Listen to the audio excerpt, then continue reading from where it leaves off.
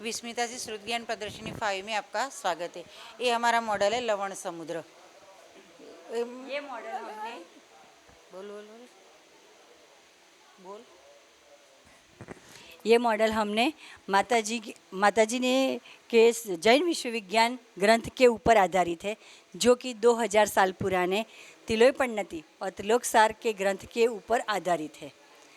उनकी माताजी के हमारा सौभाग्य है कि माताजी के मार्गदर्शन से हमें ये हमारा मॉडल लवण समुद्र आपके समक्ष सदृश सजीव स्वरूप में प्रस्तुत करने का अवसर मिला है। ये हमारे मॉडल का नाम है लवण समुद्र। आपने नीचे जम्बूद्वीप, विदेह क्षेत्र, भरत क्षेत्र, गंगाकूट, मध्यलोक वगैरह के विषय जानकारी ली होगी, लेकिन अब नीचे तिर्यंचों का, मनुष्य का और तीर्थंकरों का भी वर्णन सुना है आपने। अब अभी देखेंगे लवण समुद्र का वर्णन सुनेंगे। 3 लोक के बीच में मध्यलोक है। मध्यलोक में असंख्यात द्वीप और समुद्र है। इसमें बीचों बीच हमारा ये जम्बूद्वीप है। जम्बूद्वीप 1 लाख योजन प्रमाण है और इसके चारों ओर जम्बूद्वीप को घेरे हुए लवण समुद्र है, जो कि 2 लाख योजन उसका डायामीटर है। जम्बूद्वीप के बाहर की बॉर्डर के बाहर की ओर 24 अंतर्द्वीप है और लवण समुद्र के बाहर की ये जो वेदिका है उससे 500 योजन, 550 योजन अंदर जाकर, 600 योजन अंदर जाकर 24 अंतर्द्वीप है, जो 24 अंदर की और 24 बाहर की, इस तरह से 48 कुभोग भूमियाँ हैं।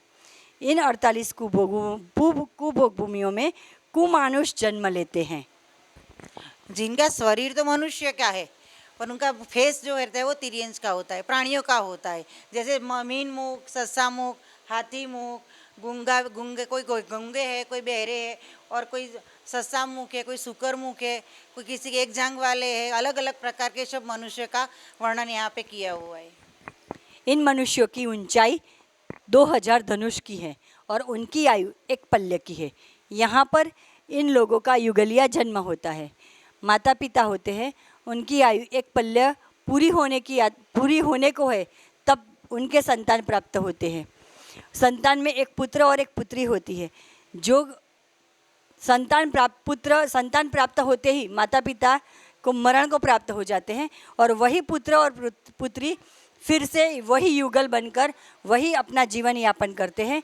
यहाँ पर भोग भूमियों में कल्पवृक्ष होते हैं, जिनकी सहायता से ये लोग अपना जीवन यापन करते हैं।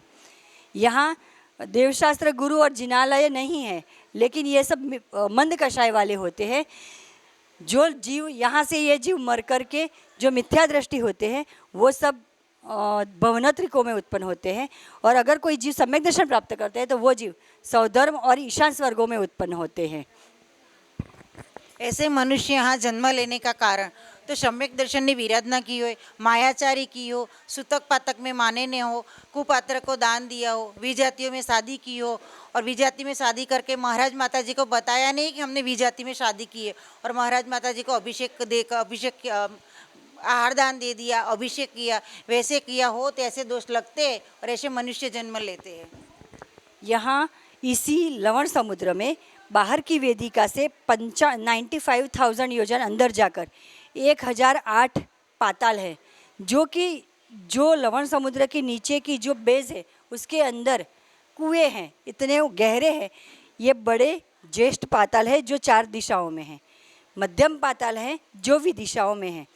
मध्यम पाताल और ज्येष्ठ पाताल के बीच में 125 जघन्य पाताल है। ज्येष्ठ पाताल 1 लाख योजन गहरे हैं, मध्यम पाताल 10,000 योजन गहरे हैं, और जो छोटे छोटे जघन्य पाताल है 125 वाले 1000 पाताल, वो 1000 योजन गहरे हैं। टोटल 1008 पाताल है।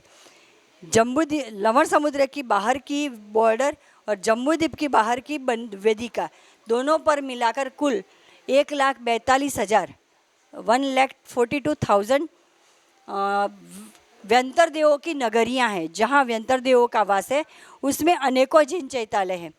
बीच बीच में छोटे छोटे पर्वत है, जिसके ऊपर नाग कुमार जाति के भवन हैं, इसमें भी चैतालय है। और हम लोग जानते हैं ना कि सीता जी और राम, उनके विषय में हम लोग जानते हैं। जैसे रावण की नगरी लंका नगरी जो लवण समुद्र के बीच में थी।